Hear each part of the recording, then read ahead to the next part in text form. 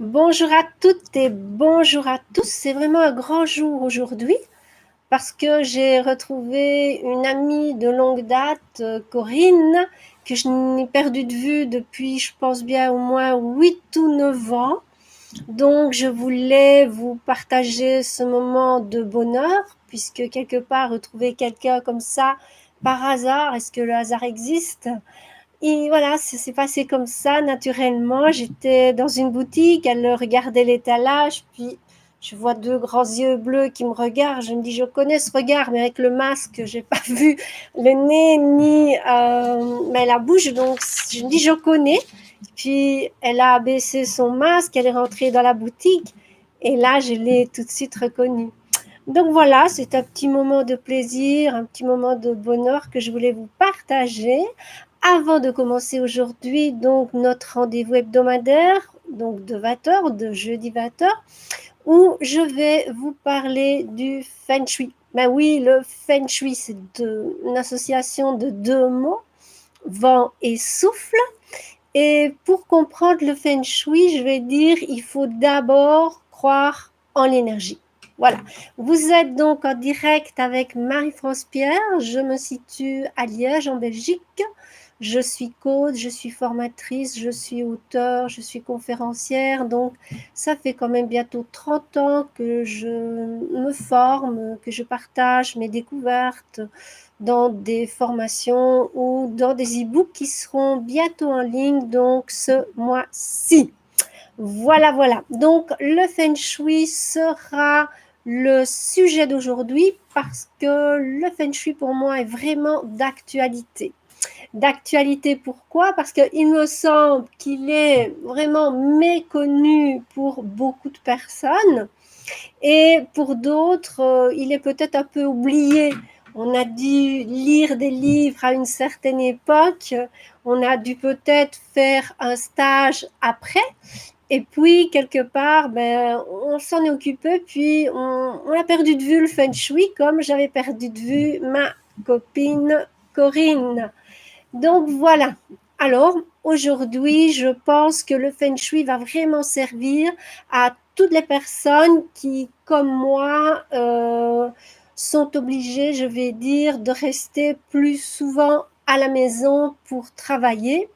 Et de ce fait, comme c'était mon cas jusqu'à l'année passée, j'aimais voyager, donc pour l'instant c'est en stand-by. Et bien maintenant j'ai décidé de refaire ma cuisine, ma salle de bain, parce que je passe beaucoup de temps à cuisiner pour mes animaux. Donc j'aime que ce lieu soit un peu plus agréable à vivre. Et puis, je vais, une fois que les gros travaux seront finis, je vais bien sûr l'aménager Feng Shui pour encore et encore avoir un lieu de vie qui est devenu maintenant en même temps un lieu de travail selon la pièce où je me trouve, faire en sorte que ce soit plus agréable, plus confortable et surtout pouvoir mettre en place de nouvelles choses. Parce que le Feng Shui, c'est donc une technique qui fait partie des énergies, du monde de l'énergie. Si on ne croit pas aux énergies, ça va être un peu compliqué d'avoir envie de faire du Feng Shui. Donc c'est plutôt issu de la Chine, donc c'est plutôt originaire de Chine, c'est très ancien, très ancien, puisque deux grands empereurs, on le verra dans la formation, ont marqué l'histoire du Feng Shui avec une configuration différente, je vais dire, des trigrammes au niveau des paquois. Donc tout ça, quelque part, ça va nous donner envie, je vais dire, d'apporter de grands changements dans notre vie, parce que notre habitat, je vais dire, la manière dont on va gérer l'emplacement des objets chez nous, les couleurs qu'on va choisir aussi, tout ce qu'on va y mettre au niveau décoration a un sens. C'est-à-dire, soit ça va être dans le sens de la circulation de l'énergie, soit malheureusement, ça va être pas vraiment dans la bonne circulation et ça va entraver la circulation de l'énergie qui est circulaire. D'ailleurs, les anciens chinois, donc soit les empereurs, faisaient toujours appel à un spécialiste en feng shui avant de construire un palais, avant de construire une maison. Et plus près de nous, je vais dire les Romains, avant de construire, eh bien, divisaient les parcelles où ils faisaient paître les animaux, donc également en zone, on va en parler tout à l'heure, et puis ils abattaient ces animaux pour aller observer l'état de leurs entrailles. Et c'est ainsi qu'ils pouvaient dire les animaux qui mangeaient à cet endroit-là, dans ce pré-là, eh bien, avaient un foie, un rein, tous les organes étaient vraiment impeccables lorsqu'ils ouvraient. Par contre, ceux qui mangeaient peut-être 200 mètres, 300 mètres plus loin, dans la prairie, ces animaux-là avaient des anomalies, les foies, le cœur, les poumons. Et c'est par l'observation, je vais dire, sur ces animaux, après les avoir laissés paître dans ces champs, qu'ils se sont rendus compte que l'énergie circulait partout sur l'écorce terrestre, mais pas partout de la même manière. C'est-à-dire que là où l'énergie va vraiment être densifiée, on aura une terre qui est beaucoup plus fertile, on y verra pousser des arbres, on y verra pousser de l'arbre, on y verra pousser des plantes qui ont vraiment beaucoup de vigueur. Par contre, là où le chi n'est pas présent, eh bien, il y a peu d'énergie vitale dans ce qui pousse, si parfois il y pousse quelque chose. Donc, en plus de ça, lorsque l'énergie va frôler l'écorce terrestre, elle va aussi apporter, je vais dire, un climat plus sain. Et c'est à partir de ces observations que les anciens ont pu comprendre que l'homme et l'univers sont un. Un est tout et tout est un, donc nous sommes liés. Si nous sommes à la bonne place, au bon endroit, nous allons générer une harmonie dans notre vie. Si nous ne sommes pas au bon endroit, eh bien, il y a beaucoup de choses qui ne vont pas aller. Donc, il y a des personnes chez qui, en général, rien ne va. Donc, pourquoi rien ne va? Parce qu'il n'y a pas d'équilibre, il n'y a pas d'harmonie et quelque part, si on reste à cet endroit ou si on déménage, mais qu'on retrouve inconsciemment un endroit où les énergies sont de nouveau perturbées, ça ne changera rien. Donc, le feng shui va nous permettre de comprendre dans notre habitat ou dans notre lieu de travail, pour ceux qui par contre ne vivent que dans leur bureau, qu'il y a vraiment des zones par rapport à vous, mais vous c'est qui, c'est quoi? C'est un être humain qui est né à une certaine période, donc votre date de naissance, votre heure de naissance, sur Terre, à un endroit particulier. Et à partir de là, ça rejoint un petit peu l'astrologie pour une petite partie commune. Cette partie-là, quelque part, va dessiner une certaine destinée. Donc, vous allez avoir, avec l'influence des astres, l'énergie donc de l'univers, plutôt des prédispositions à certaines choses qu'à d'autres, peut-être aussi des faiblesses. Donc, grâce, je vais dire, à votre date de naissance, votre heure de naissance et votre lieu de naissance, avec le feng shui, on va pouvoir aménager l'habitat de manière à renforcer vos points faibles. Donc, si votre point faible, c'est le foie, eh bien, dans la zone où il y a du bois, eh bien, on va vraiment mettre des plantes vertes. Et le fait de générer à cet endroit-là, donc dans cette zone-là, cette couleur-là, grâce aux plantes vertes, eh bien, ça va vous permettre d'avoir une énergie supplémentaire qui va être bénéfique pour vous. Par contre, si à cet endroit-là, vous mettez du rouge, du feu, ben, c'est un peu embêtant, quoi. Donc voilà, donc le feng shui, ça va tenir compte de l'énergie de chaque chose, des couleurs, des objets aussi. Donc, en médecine chinoise, on va parler du yin, du yang dans le Yi King, parce que le feng shui est basé sur le I Ching, c'est-à-dire ce grand livre philosophique de la connaissance de l'univers. On va parler donc de ce qui est chaud, de ce qui est froid. Donc, on va parler aussi de ce qui est masculin, de ce qui est féminin, et on va voir au niveau des objets si dans la zone dans laquelle vous les mettez, eh bien c'est propice ou au contraire, ben, c'est pas du tout indiqué.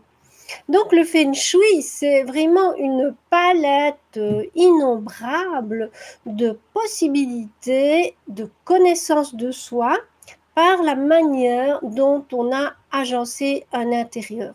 Donc si par exemple, vous venez au cours, vous allez prendre 3 photos, je vous demanderai 3 photos de 3 pièces, et rien qu'à partir de ces photos, je peux vraiment vous dire vous, par rapport à vous, dans quelle zone vous avez des problèmes, même psychologiques. On peut vraiment faire une lecture, en quelque sorte, de votre vie, sans que vous ouvriez la bouche. Donc moi, quand j'ai des cours, quand je donne des formations, c'est pas toujours des gens que je connais. Et lorsque je donne le cours de Feng Shui, ben, rien qu'à regarder l'agencement, je vais dire, des 9 zones dans les 3 photos, mais je peux dire là, il y a une grave problématique. Et je peux vous dire que celle qui m'a le plus marquée, c'est un jour en allant chez une stagiaire, eh bien, dans la zone enfant, dans chaque zone enfant, il y avait quelque chose de particulier. Donc, dans chaque pièce, c'était inconscient chez la personne. Donc, dans sa zone enfant, elle ne savait même pas qu'elle avait différentes zones, puisque ne connaissent pas nécessairement le feng shui, bien, on retrouvait par exemple une table avec des dragées. Elle avait conservé tous les baptêmes auxquels elle avait été invitée. Quand on allait dans la chambre d'amis, on retrouvait sur le lit, qui était bien sûr, comme par hasard, mis dans la zone enfant, plein de pluches. Donc c'était assez particulier de voir que dans chaque pièce, dans cette zone enfant, il y avait comme ça cette symbolique, mais vraiment très fort représentée. Donc après, on peut voir cette personne par rapport aux enfants, ce qu'elle avait à comprendre, ce qu'elle avait peut-être à travailler. Parce que c'était pour, je pense, cette personne vraiment important de se rendre compte qu'il y avait quelque chose à travailler à ce niveau-là. Donc, le feng shui, comme je disais, c'est la circulation de l'énergie. Chez nous, je vais dire que nous avons ce qu'on appelle un géobiologue, géobiologue, donc l'étude de la géobiologie, donc l'étude de la Terre, des mouvements de la Terre. Et nous pouvons déjà, nous, faire appel à un géobiologue pour savoir si la maison qu'on a fait construire ou qu'on va faire construire ou l'appartement sur lequel on vit a un problème ou pas. Par exemple, ici à Liège, dans les sous-sols, il y a énormément de nappes d'eau. Il y avait aussi beaucoup de mines. Donc non seulement on avait les bras de la Meuse, mais aussi on avait donc des zones un peu inondées dans toutes ces anciens charbonnages, donc ces galeries. Donc quand j'ai fait faire venir un géobiologue, il m'a vraiment montré que là, il y avait une rivière tout en dessous qui passait à un certain endroit. Et il a placé comme ça des plaques métalliques pour détourner le courant. Donc comme ça, c'est déjà, je vais dire, une première approche du monde de l'énergie. Donc c'est commencer par voir si le lieu où vous habitez, dans son sous-sol, ne contient pas de gaz radon, parce que ça peut être cancérigène, de sources d'eau, parce que ça peut être cancérigène, de crevasses. Donc il y a comme ça tous des paramètres que les géobiologues peuvent vérifier. Donc, si vous n'avez pas envie de faire appel à un géobiologue, vous pouvez, grâce à la radiesthésie, à l'antenne Necker, à la prise en kinésiologie donc du poignet, du muscle, ou avec la possibilité de mesurer aussi avec votre pouls quelles sont les zones chez vous qui sont pathogènes ou pas, et puis les lister. Donc là, si vous êtes tenté par la radiesthésie, vous avez bien sûr en cours, je pense, le mois prochain. Donc voilà. Donc là, encore une fois, ben, la radiesthésie va vous être utile. J'en ai beaucoup parlé lorsqu'on avait les huiles essentielles. Eh bien, les huiles essentielles en Feng Shui, c'est aussi quelque chose qu'on peut travailler. Est-ce que dans cette pièce-là, pour l'harmonie du lieu, il est préférable d'utiliser cette huile essentielle-ci ou cette huile essentielle-là? Donc, le Feng Shui, ça recouvre vraiment, comme je dis tout à l'heure, beaucoup de facettes. Donc, avec une journée où je vous ai condensé dans un super syllabus tous les points qu'il faut vraiment apprendre à passer au peigne fin, vous verrez que vous allez vous amuser. Bien souvent, on pourrait dire, je rentre chez moi et il vaut mieux que je déménage. Mais non, pas du tout. Il faut vraiment voir que ce qui semble quelque chose d'abominable peut souvent trouver une solution. Donc voilà. Donc, dans le cours, en venant avec les 3 photos, on va vraiment déjà rentrer dans la pratique, puisque le cours, c'est pratiquement que de la pratique, pardon, où je vais vous expliquer étape par étape par où commencer. Et après, bah, vous aurez des idées, on verra ensemble, en fait, comment on peut remédier à certaines petites imperfections qui sont là dans le bâtiment. Vous n'allez pas, avec une foreuse, commencer à abattre ou aller avec du ciment me monter un mur parce qu'il faut combler cette zone-là. Donc le Feng Shui, c'est en fait apporter des solutions à de nombreux problèmes et, comme je le disais tout à l'heure, à la découverte de soi. Buvez de l'eau, surtout si vous travaillez sur l'ordinateur. J'ai d'ailleurs fait une vidéo sur l'eau que je vous invite bien sûr à visualiser.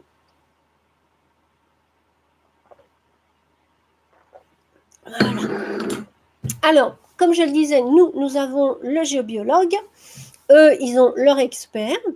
Et au niveau de leur expert, il faut savoir que comme c'est chinois, c'est parti avec donc toute cette philosophie du Yiking. On va parler des 8 directions. Donc les 8 directions, le nord, le sud, l'est, l'ouest, vous connaissez le nord-est, le sud-ouest, voilà, je ne vais pas vous les réciter toutes les 8, mais on va voir que ces 8 directions sont vraiment en relation et en connexion avec l'esprit de l'univers. Donc les Chinois considèrent qu'il y a un esprit pour chaque direction parce qu'ils ont chacun une fonction bien précise. Donc, on verra lors de cette formation un petit peu aussi comment nous situer par rapport à ces 8 points cardinaux. Comme je l'ai dit tout à l'heure, on parlera du yin, on parlera du yang, on parlera aussi des trigrammes. Donc, les trigrammes, le pakwa, c'est ce qu'on voit souvent dans les livres de Feng Shui. D'ailleurs, vous connaissez le symbole avec le cercle, la moitié blanche avec le point noir, l'autre moitié noire avec le point blanc. Donc ça, c'est le yin et le yang. Et c'est entouré de plein de petites lignes, comme ça s'appelle des trigrammes. Et on verra l'importance des trigrammes aussi, puisque c'est à partir du pakwa qu'on a pu définir les 9 zones. Il y a les 8 directions et puis il y a le centre. Donc le centre est aussi compté comme une zone. Et on verra lors de cette formation qu'est-ce qu'il y a dans ces zones et qu'est-ce qu'on peut en faire. Donc il y a la carrière, l'amour, la santé, la richesse, l'aide extérieure, les enfants, la connaissance de soi, la notoriété et aussi donc ce centre qui normalement doit rester vide. S'il ne reste pas vide parce que certains ont une table, eh bien alors il vaudrait mieux que cette table elle soit ronde. Donc si on ne sait pas mettre autre chose que la table à cet endroit-là, mais que la table alors soit ronde et pas ni carrée ni rectangulaire. Donc on verra par exemple dans la zone amour, par exemple les personnes qui se disent je suis toujours seule, c'est pas normal, je ne rencontre jamais personne. Bien on voit avec les photos dans les 3 pièces que je demande d'apporter, qu'est-ce qui pose problème dans la zone amour pour cette personne? Et on va décoder tout ça. Et on va voir, bah, c'est normal, quelque part, la première question à te poser, est-ce que tu as vraiment envie de vivre avec quelqu'un? Parce que quelque part, on dirait qu'en superficie, on aurait envie d'avoir quelqu'un, mais si on creuse et qu'on gratte, on se rend compte que seul, entouré, je vais dire, d'un environnement qui nous est favorable, on s'y complaît. Et quelque part, si vraiment on gratte tout au fond, on est quand même bien toute seule. Vous voyez, donc là, il y a déjà une contradiction. Et c'est ça qu'on va décoder pour chaque pièce qu'on verra lors du cours. Est-ce qu'il y a vraiment une demande qui est 100% légitime ou quelque part, cette demande, ben non, dans le fond, je dis que j'ai envie de ça, mais quand je gratte, c'est peut-être pas vraiment ce dont j'ai envie au fond de moi. Donc, tout ça, c'est dans ces 9 zones. Alors, quand on parle bien sûr de philosophie chinoise, donc du I Ching, on va aussi aborder les 5 éléments. Ces 5 éléments, ils sont importants, c'est ceux qu'on retrouve en médecine chinoise, puisque la médecine chinoise est aussi basée sur le I Ching. On aura donc l'eau, on aura donc le bois, on aura donc le feu, la terre et le métal. Pourquoi c'est important de comprendre ces 5 éléments? Parce qu'en fait, ils sont reliés à nos organes.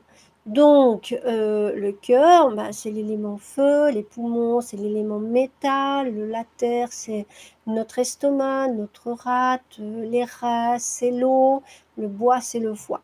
Donc, quelque part, avec ces 5 éléments-là, on va aussi pouvoir se dire, moi, j'ai un problème à cet endroit-là de mon corps, je vais voir dans les zones qui correspondent à ces éléments ce que je peux faire.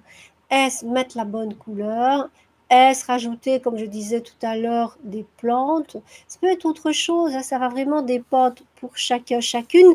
C'est pour ça que, quelque part, je demandais que vous soyez, avant le cours, me fassiez parvenir votre date de naissance, votre lieu de naissance, pour que je puisse alors vous tirer, je vais dire, votre astrologie pour bien vous situer par rapport au cours et ainsi pouvoir améliorer, je vais dire, votre maison, votre bureau, enfin ce que vous voulez.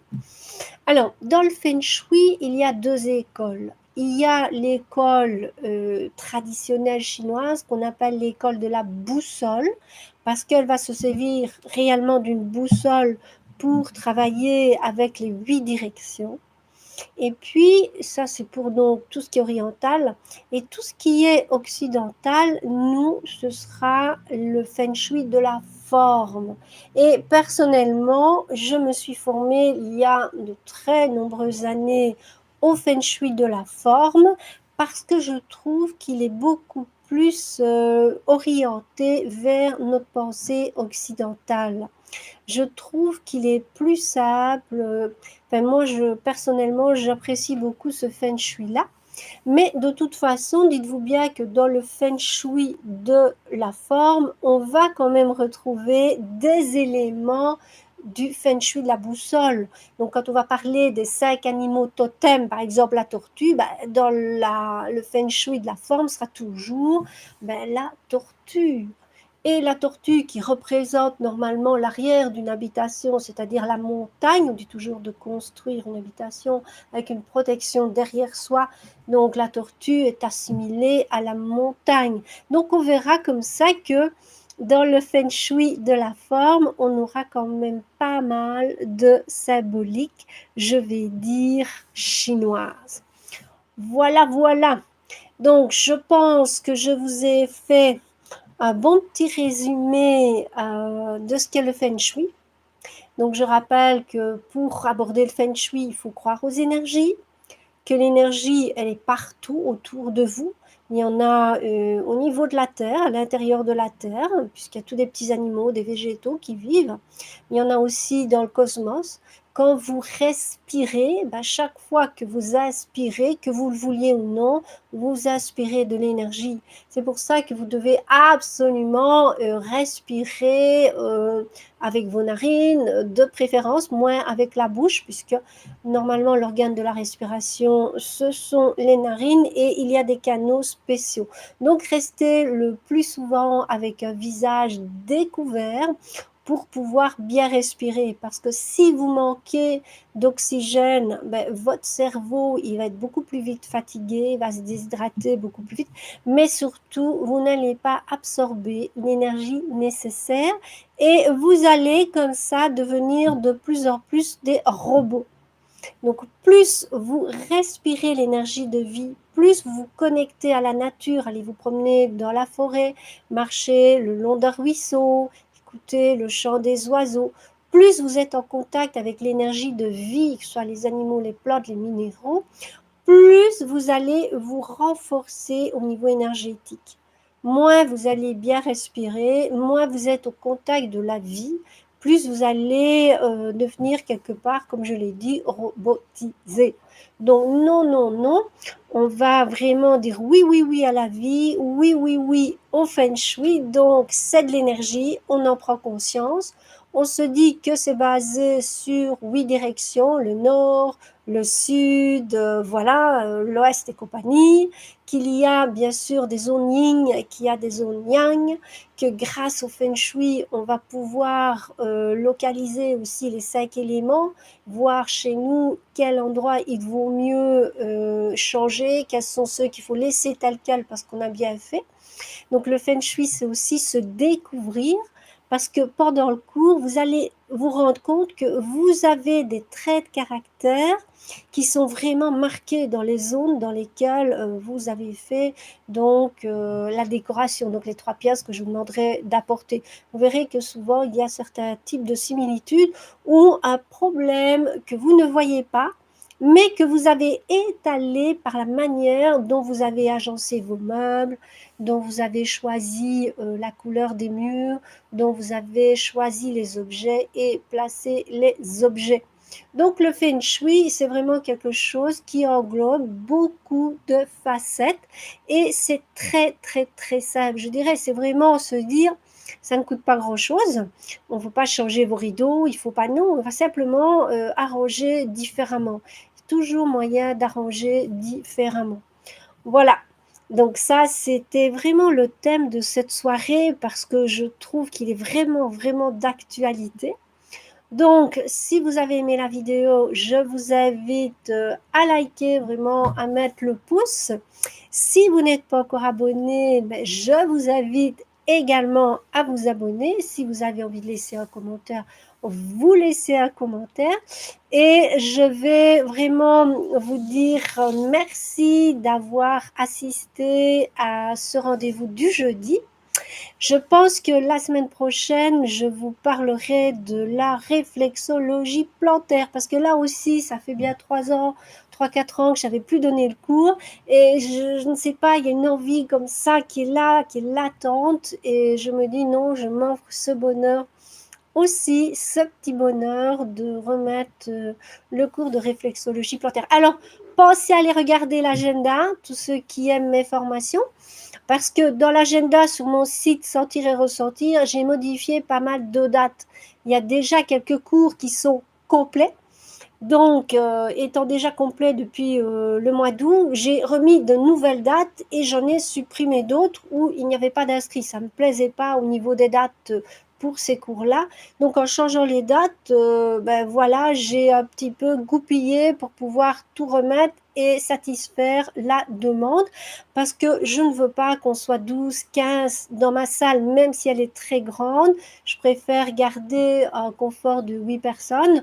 Donc voilà, moi je vous invite vraiment à aller regarder les nouvelles dates des formations sur l'agenda sur mon site.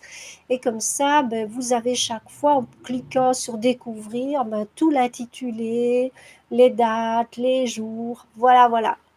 Eh bien, encore merci, merci beaucoup d'avoir partagé cette petite demi-heure avec moi. Je vous dis doum doum, je vous fais plein de bisous, plein de bisous. et on se entend, donc on se voit jeudi prochain. À tout bientôt!